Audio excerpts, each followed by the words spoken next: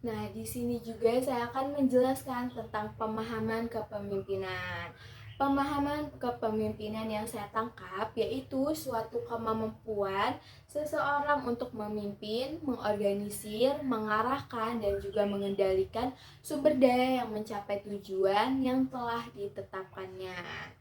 Nah, seorang pemimpin juga harus memiliki kemampuan untuk mempengaruhi dan juga memotivasi para karyawannya agar mereka dapat bekerja dengan lebih produktif dan efektif lagi.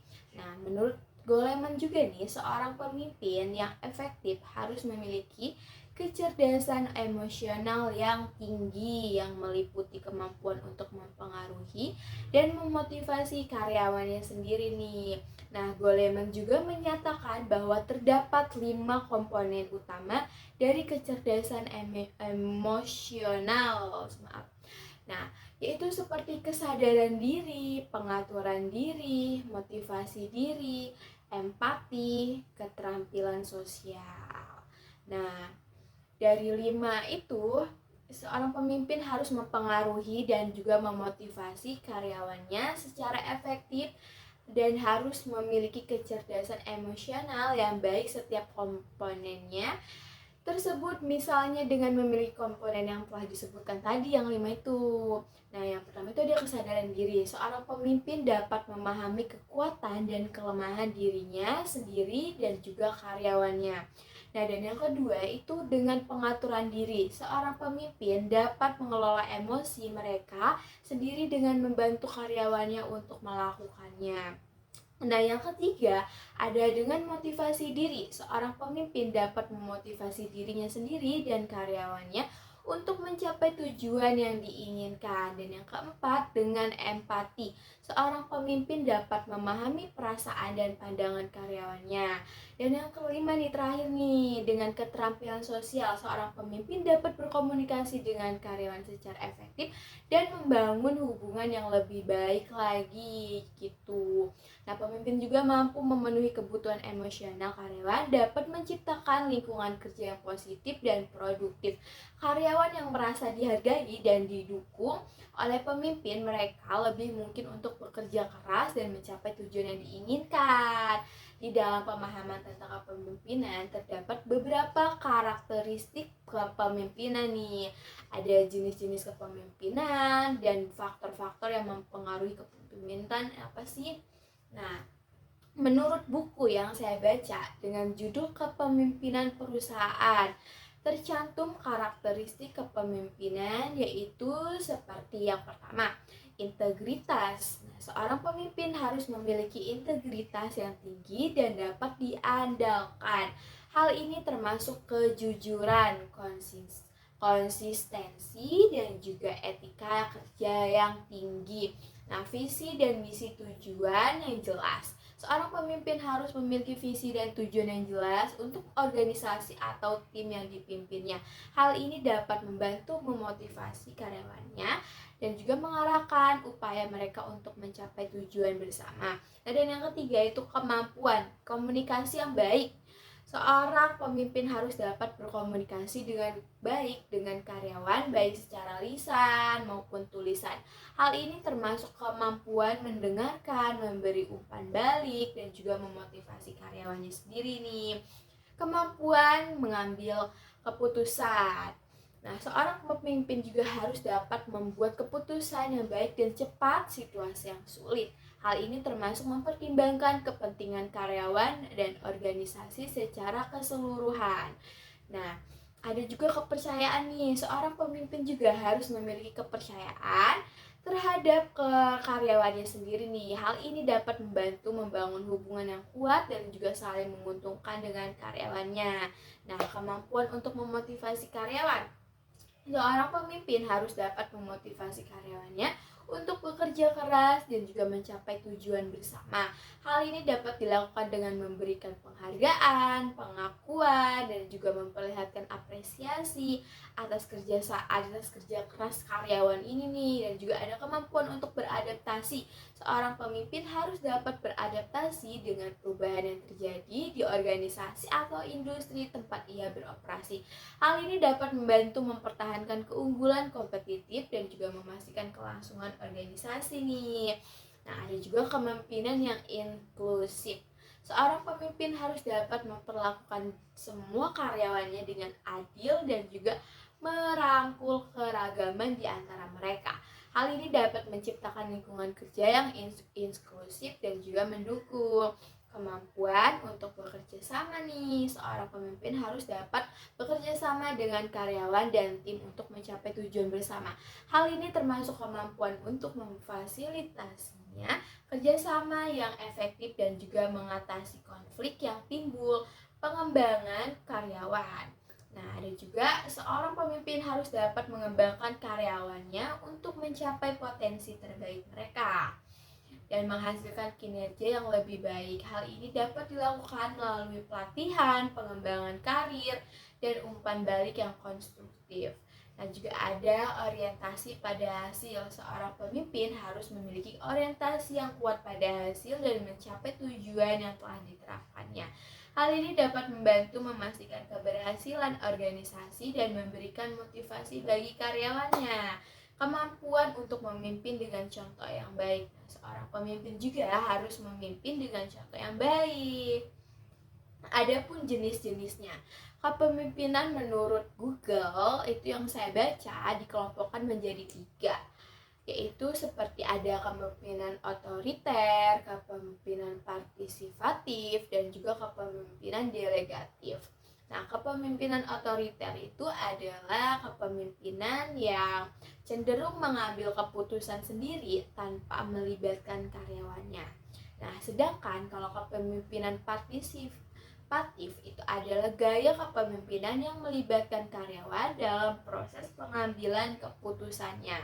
Nah, kalau kepemimpinan delegatif nih, yaitu suatu gaya kepemimpinan yang memberikan kebebasan kepada karyawan untuk mengambil keputusan. Nah, namun berbeda dengan buku kepemimpinan manajemen yang saya baca di perpustakaan, itu seringkali memberikan pandangan yang berbeda-beda dalam hal jenis-jenis kepemimpinan. Namun secara umum beberapa jenis kepemimpinan yang sering diungkapkan dalam buku kepemimpinan manajemen yaitu yang pertama ada autokratis. Seorang pemimpin autokratis itu cenderung mengambil keputusan tanpa melibatkan karyawan dan biasanya memerintah dengan tegas dan otoriter. Gaya kepemimpinan ini sering digunakan dalam situasi membutuhkan keputusan cepat atau dalam kondisi krisis. Nah, yang kedua itu ada demokratis. Seorang pemimpin demokratis cenderung melibatkan karyawan dalam pengambilan keputusan dan mempromosikan partisipasi aktif dan keterlibatan karyawan dalam menjalankan tugas-tugas mereka. Gaya kepemimpinan ini dapat meningkatkan kreativitas dan keterlibatan karyawan dalam organisasi. Nah, kalau yang ketiga ada laissez-faire. Seorang pemimpin laissez-faire ini cenderung memberikan kebebasan dan otonomi pada karyawan dalam menjalankan tugas-tugas mereka.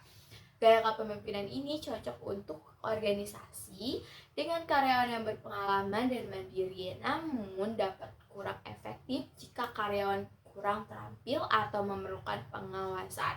Nah, yang keempat itu ada transformasional. Seorang pemimpin transformasional ini cenderung memotivasi karyawan dengan memberikan arah dan tujuan yang jelas, serta memberikan dukungan dan perhatian pada karyawannya. Nah, gaya kepemimpinan ini sering digunakan dalam organisasi yang menghargai inovasi dan kreativitas. Nah, yang kelima nih, ada situasional. Seorang pemimpin situasional ini cenderung menyesuaikan gaya kepemimpinannya dengan situasi yang sedang dihadapi, seperti tugas atau masalah yang spesifik atau kebutuhan karyawan. Gaya kepemimpinan ini dapat membantu pemimpin lebih fleksibel dan efektif dalam mengatasi tantangan yang muncul di organisasi. Nah, ada yang keenam nih, servant. Seorang pemimpin servant cenderung fokus pada pelayanan kepada karyawan dan kepentingan organisasi, dan biasanya menempatkan kebutuhan karyawan dan organisasi di atas kepentingan dirinya sendiri. Nah, gaya kepemimpinan ini juga dapat membantu membangun budaya organisasi yang sehat dan juga inklusif. Dan 7, transaksional. Nah, ini cenderung dengan memberikan penghargaan dan hukuman berdasarkan kinerja mereka. Nah, gaya kepemimpinan ini juga sering digunakan dalam organisasi dengan tugas-tugas yang terstruktur dan juga jelas, namun dapat kurang efektif dalam situasi yang kompleks atau tidak terstruktur. Nah, ada juga faktor-faktor yang mempengaruhi kepemimpinan, yaitu bisa meliputi dari lingkungan organisasi, struktur organisasi, gaya kepemimpinan, dan juga karakteristik karyawannya sendiri. Nah, lingkungan organisasi seperti budaya organisasi, nilai-nilai perusahaan, dan strategi perusahaan dapat mempengaruhi cara pemimpin dalam memimpin karyawannya sendiri nih. Struktur organisasi seperti ukuran organisasi, jumlah karyawan, dan juga hierarki organisasi juga dapat mempengaruhi gaya kepemimpinan yang digunakannya. Sementara itu, gaya kepemimpinan dan karakteristik karyawan juga berpengaruh dalam mempengaruhi keberhasilan seorang pemimpin. Nah, dalam pemahaman kepemimpinan juga penting bagi seorang pemimpin untuk memahami karakteristik karyawan, gaya kepemimpinan yang digunakan, dan juga lingkungan organisasi untuk mencapai tujuan yang telah ditetapkan. Dengan memahami hal tersebut, seorang pemimpin dapat mengambil keputusan yang tepat dan juga bisa memotivasi karyawannya untuk mencapai tujuan bersama. Dan adapun yang kedua itu adanya bedanya pemimpin dengan bos. Nah, kalau menurut saya, bos itu yaitu seseorang yang mempunyai uang. Kenapa bisa dibilang yang mempunyai uang? Karena bos itu biasanya memiliki hak untuk memberikan perintah atau instruksi kepada bawahannya, sehingga biasanya juga bertanggung jawab untuk mengambil keputusan penting yang mempengaruhi jalannya operasional perusahaan atau organisasi. Karena dia ini punya uang, jadi dia bisa memerintahkan gitu para bawahannya untuk kayak kamu kerjakan ini nanti dibayar. Udah, siapa yang nggak mau nurut coba. Nah, namun bos juga tidak selalu memiliki kemampuan untuk memimpin atau memotivasi karyawannya secara efektif. Nah, seorang bos juga mungkin hanya memberikan instruksi tanpa memberikan penjelasan yang jelas atau memotivasi karyawannya untuk mencapai tujuan bersama.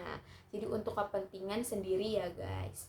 Nah, sebaliknya nih, kalau pemimpin itu seorang yang ditunjuk atau dipilih oleh masyarakat sendiri. Jadi orang-orang udah percaya nih sama seorang ini, jadi dia ditunjuk jadi pemimpin gitu, karena dia tahu kalau ini bakal bertanggung jawab gitu. Nah, karena ia lebih berfokus pada pengembangan hubungan yang baik dengan bawahannya.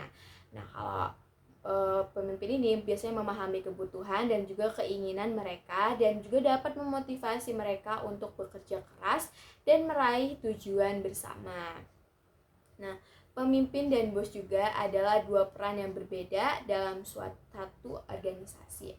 Nah, meskipun keduanya memiliki otoritas, namun ada beberapa perbedaan utama antara keduanya, yaitu bedanya di tujuan. Nah, kalau untuk tujuan sendiri, tujuan utama seorang pemimpin adalah untuk memimpin dan juga untuk mengarahkan timnya untuk mencapai tujuan organisasi. Jadi dia diajak gitu bersama-sama untuk mencapai organisasi. Nah, kalau sementara itu tujuan utama seorang bos nih, untuk memastikan bahwa pekerjaan dilakukan dengan baik dan sesuai dengan target yang ditetapkan. Jadi si bos ini pengennya kayak ngasih perintah gitu. Nah, bos ini nggak mau apa-apa lagi, yang penting tugasnya selesai dari situ dan saya cuma hanya menerima hasil gitu. Nah, yang kedua itu ada pendekatan.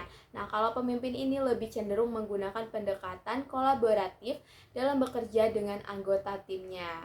Mereka mencari masukan dan kerjasama dari anggota tim untuk mencapai tujuan bersama. Nah, kalau bos beda lagi. Kalau bos ini cenderung mengambil pendekatan yang otoriter dan juga dapat memberikan perintah yang harus diikuti oleh anggota timnya. Nah, kalau untuk yang ketiga, bedanya di fokus.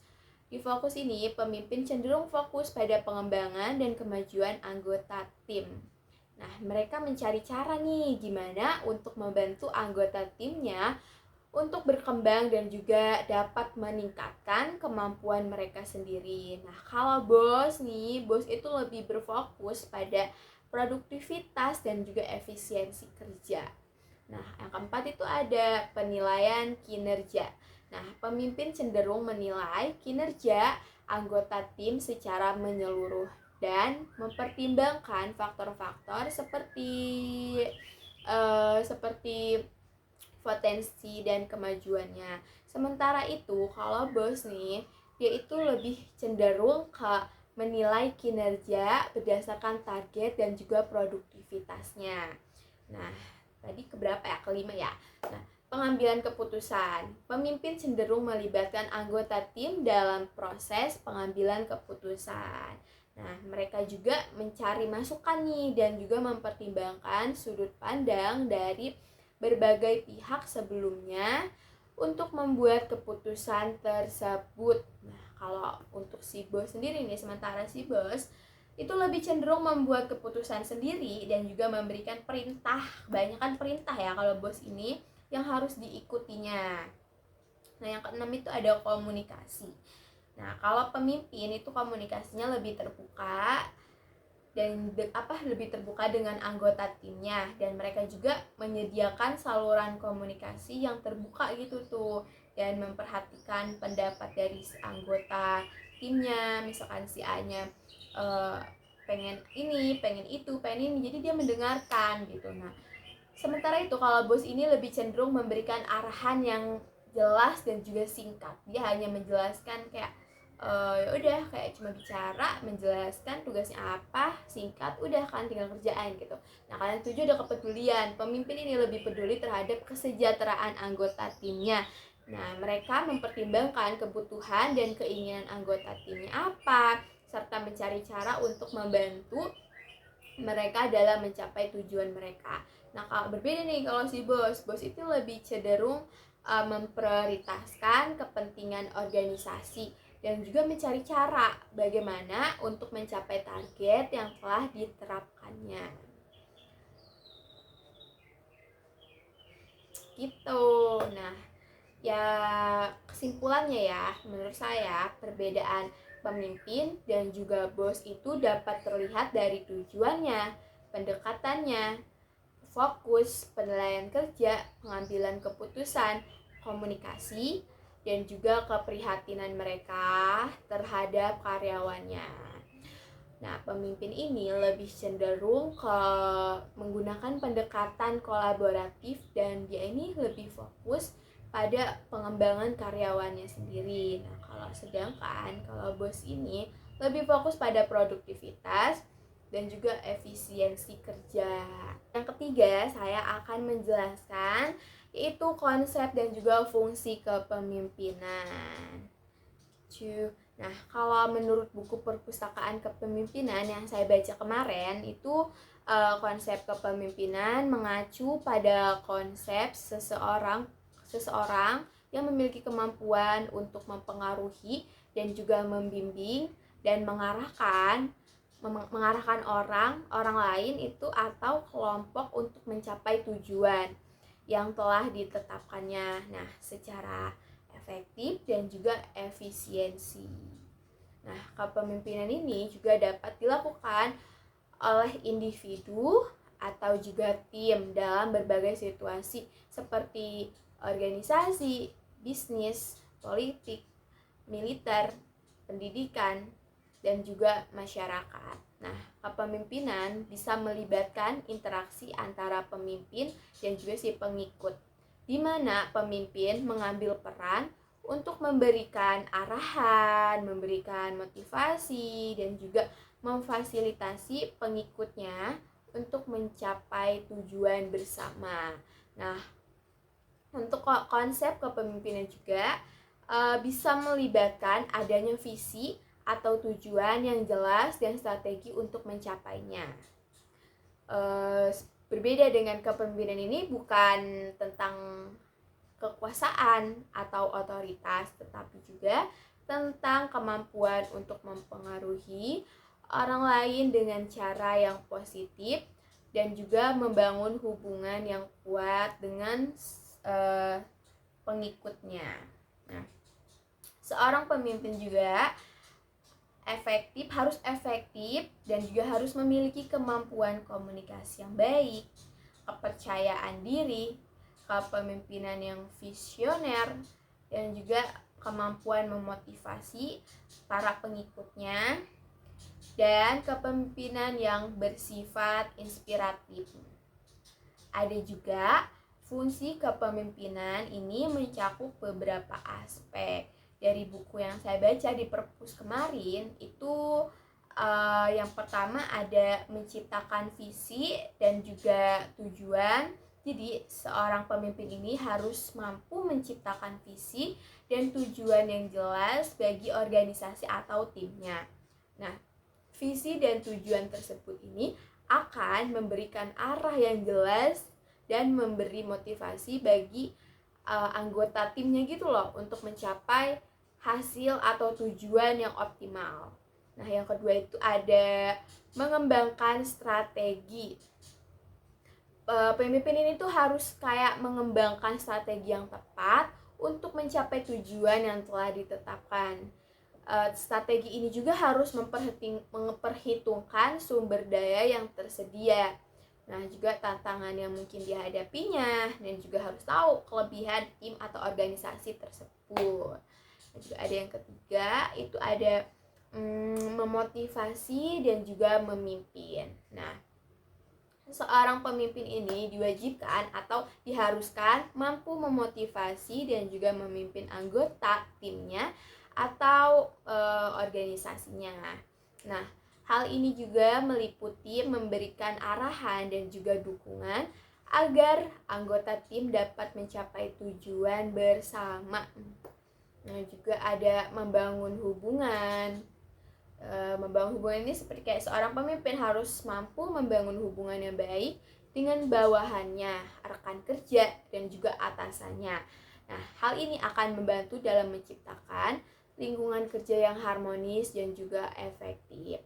Nah, dan selanjutnya itu ada mengembangkan kemampuan. Nah, seorang pemimpin harus mampu mengembangkan kemampuan anggota tim atau organisasinya.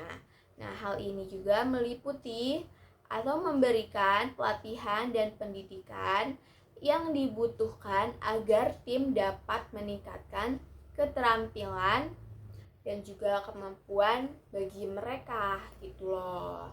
Nah, yang selanjutnya juga ada mengambil keputusan. Bagaimana para pemimpin ini harus mampu mengambil keputusan yang tepat dan juga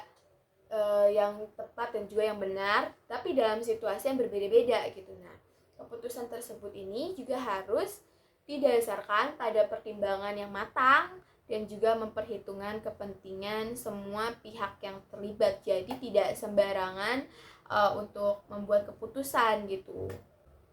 Sudah 3 teori atau materi yang saya jelaskan dan juga saya presentasikan. Nah, yang selanjutnya itu ada yang keempat, yaitu teori-teori kepemimpinan. Dia tadi kan udah ngebahas kepemimpinan ini apa, fungsinya apa, dan lain-lain. Nah, kalau yang ini tuh teori kepemimpinan. Nah, teori kepemimpinan ini merujuk pada berbagai konsep, pandangan, dan juga model yang dapat membantu dalam memahami dan menjelaskan bagaimana seorang pemimpin ini mempengaruhi orang-orang dalam kelompok atau organisasinya nih untuk mencapai tujuan bersama. Nah, teori-teori ini juga sering digunakan sebagai dasar dalam mengembangkan keterampilan dan juga kepemimpinan dan membangun strategi yang kepemimpinan ini yang efektif. Tuh. Nah, ada juga beberapa teori kepemimpinan yang dijelaskan oleh para ahli yang saya baca di buku perpustakaan kemarin, dan juga sebagian ada juga yang dari Google. Nah, itu ada teori menurut Greatman. Greatman ini mengatakan bahwa pemimpin ini terlahir gitu, bukan dibuat. Nah, artinya kepemimpinan ini adalah sifat bawaan atau kodrat dari individu tertentu, dan hanya sedikit orang yang dilahirkan dengan sifat-sifat kepemimpinan alami. Jadi kayak mungkin dilahirkan dari keturunan kerajaan, nah dia jadi bisa raja anaknya gitu gak. Nah kalau yang kedua itu ada teori trait. Teori ini mengatakan bahwa ada beberapa karakteristik atau sifat yang dimiliki oleh pemimpin yang dapat membedakan mereka dari orang biasanya. Mungkin ada sifat yang berbeda atau lebih spesial gitu dari orang lain. Nah beberapa sifat yang dianggap penting ini adalah kepercayaan diri, kemampuan berkomunikasi yang baik, dan juga kepribadiannya ini menarik gitu loh.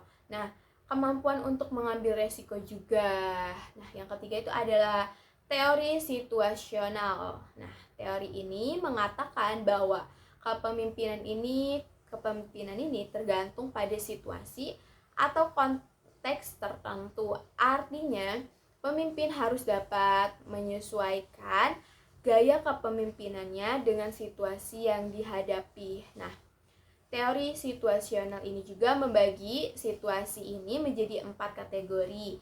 Nah, kayak yang pertama ada direktif, nah ada partisipatif, dan juga ada delegatif, dan tanggung jawab yang keempatnya. Ada teori perilaku yang kelima. Nah, teori ini mengatakan bahwa kepemimpinan terkait dengan perilaku pemimpin yang dapat diamati dan juga diukur. Beberapa tindakan kepemimpinan yang efektif termasuk memberikan umpan balik yang positif, juga memberikan arahan yang jelas, memotivasi karyawannya, dan juga memberikan dukungan emosional. Nah, kalau yang kelima ini ada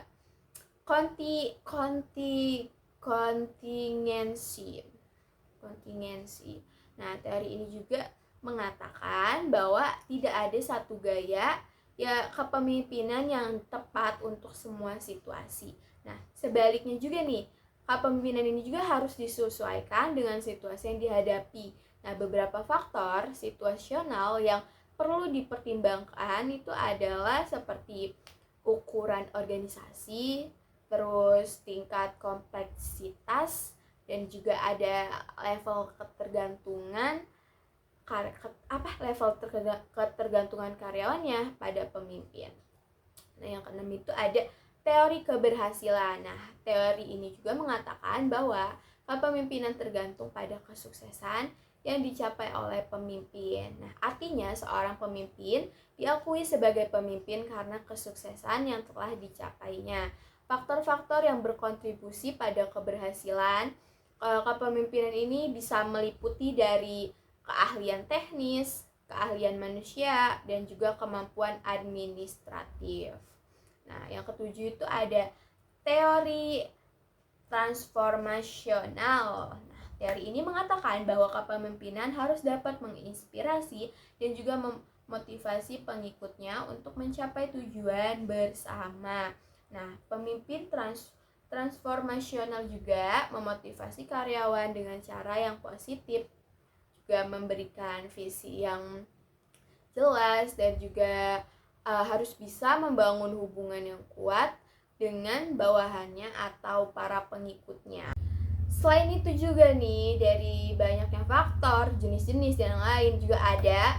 Yang kelima itu permasalahan dalam pekerjaan atau permasalahan di dunia kerja itu biasanya apa sih? Nah, biasanya pekerjaan di dunia kerja ini seringkali memiliki berbagai permasalahan atau problematika yang dapat mempengaruhi produktivitas, kesejahteraan, dan juga kualitas hidup karyawannya sendiri.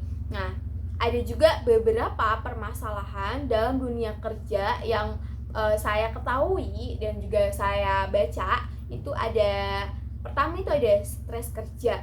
Nah, karyawan ini bisa mengalami stres kerja itu karena tekanan yang tinggi gitu tuh. Nah, tuntunan kerja yang berlebihan dan juga konflik dengan rekan kerja atau atasannya.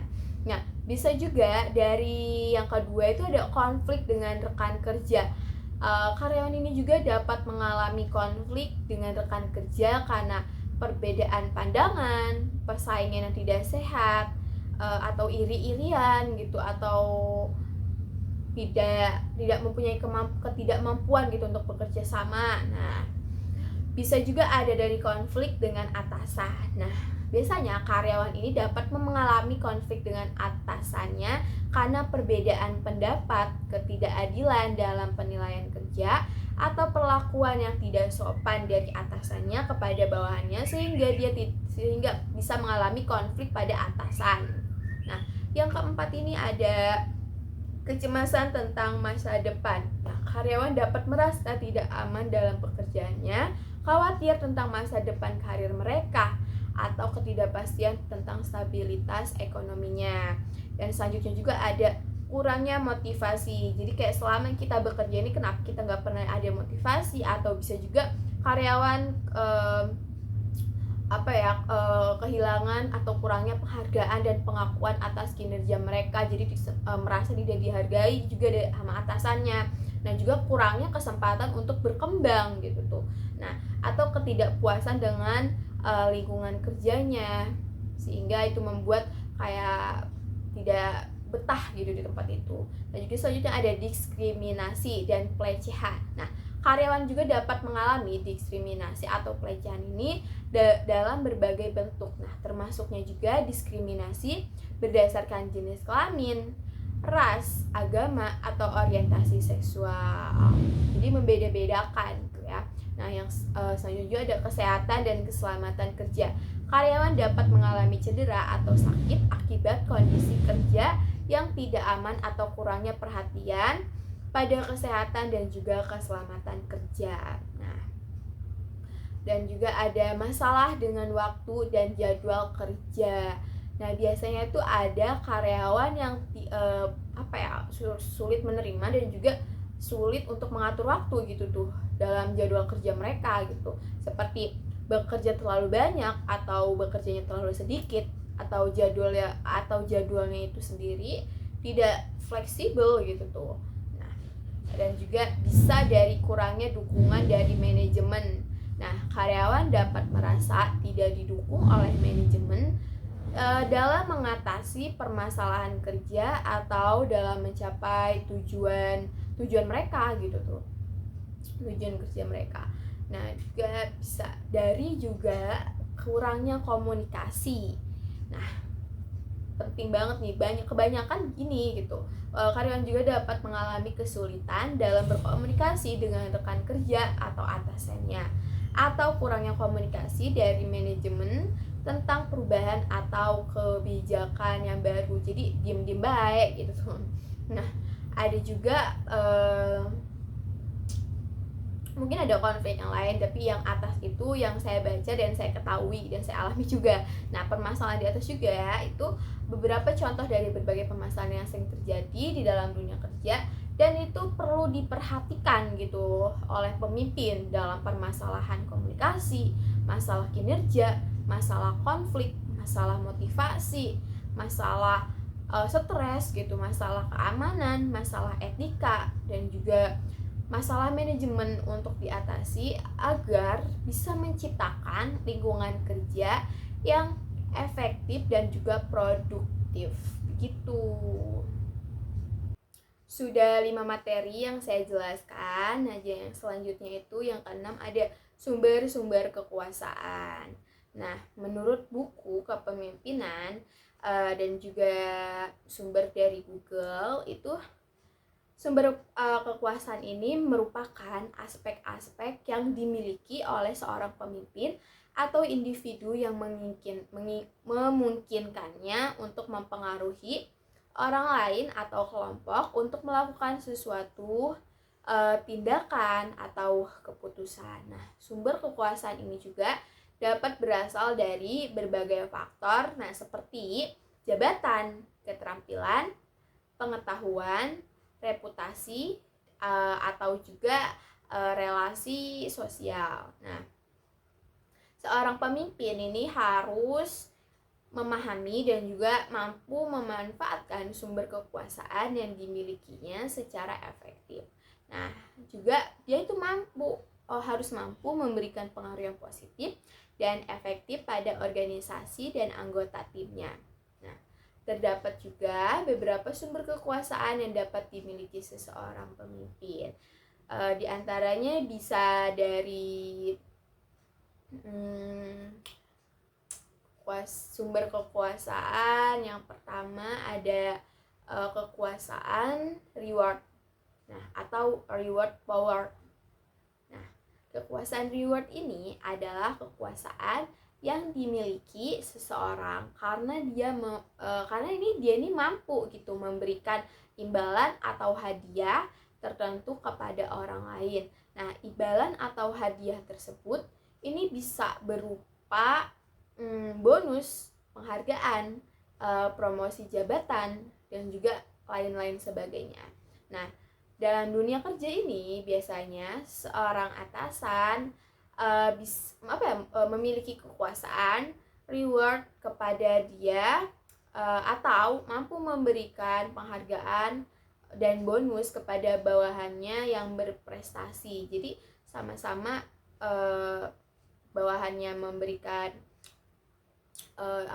kinerja yang bagus dan juga atasannya memberikan feedback gitu. Nah, yang kedua itu ada kekuasaan coercive atau coercive power. Nah, kekuasaan coercive ini juga kekuasaan yang dimiliki seseorang karena dia ini mampu untuk memberikan hukuman atau sanksi tersebut kepada orang lain. Nah, hukuman atau sanksi tersebut ini bisa berupa pemecatan atau penurunan jabatan dan juga lain sebagainya.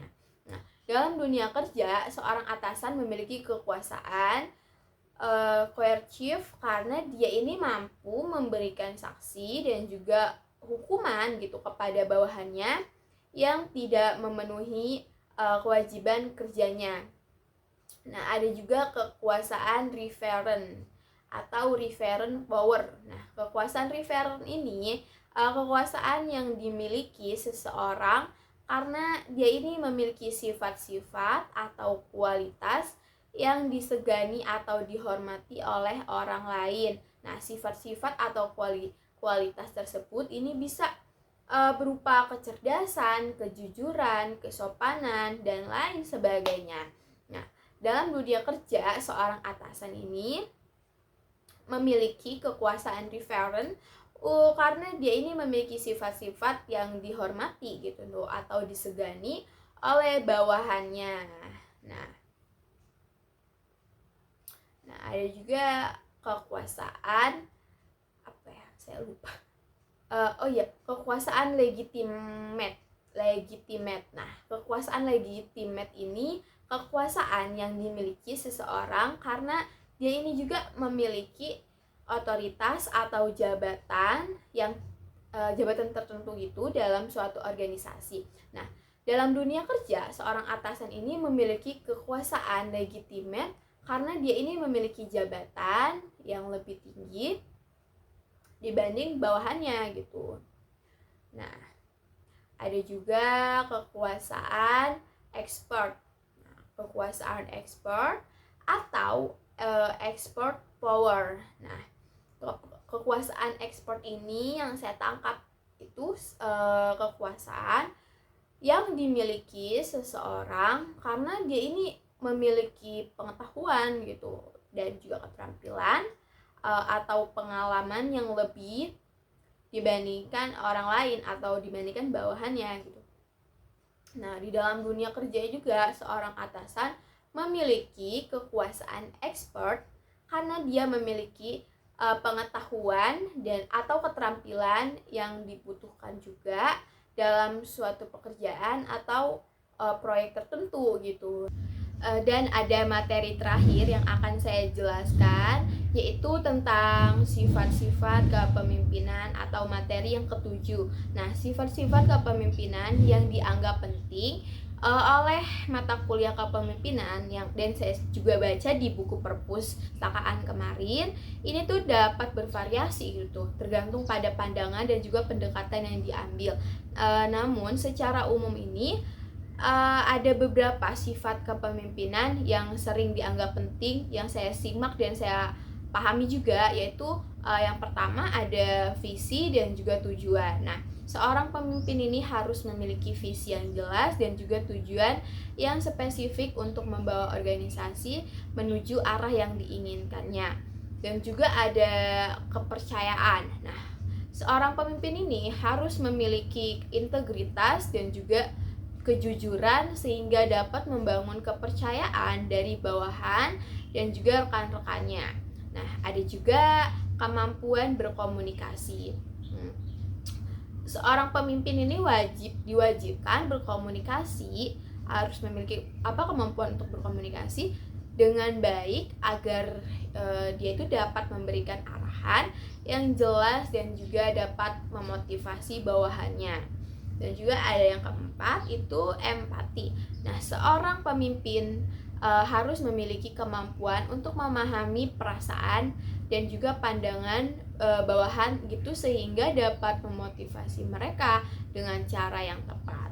Nah, juga ada kepemimpinan yang inklusif. Nah, seorang pemimpin ini juga harus mampu mengakomodasi berbagai kebutuhan dan juga pandangan dari berbagai pihak gitu. Nah, juga ada kemampuan mengambil keputusan. Nah, seseorang pemimpin juga harus memiliki kemampuan untuk mempertimbangkan berbagai faktor dan mengambil keputusan yang tepat dalam situasi yang kompleks gitu. Nah, juga ada kemampuan memberikan umpan balik gitu. Nah, seorang pemimpin ini harus mampu memberikan umpan balik yang konstruktif agar bawahan dapat mengembangkan diri dan juga meningkatkan kinerjanya mereka gitu. Nah, selanjutnya ada kreativitas dan juga inovasi. Nah, seorang pemimpin harus dapat mengembangkan ide-ide baru dan juga mengubah cara kerja yang sudah ada untuk mencapai tujuan yang diinginkannya. Nah, tadi dari 7 materi yang telah saya sampaikan dan juga saya jelaskan. Nama saya Adria Trisa, NIM 2778 dari kelas MB. Terima kasih dan juga semoga bermanfaat dan juga semoga jelas. Mohon maaf bila ada kesalahan kata dan juga ada kurang ketidakjelasan. Sekian dari saya. Assalamualaikum warahmatullahi wabarakatuh.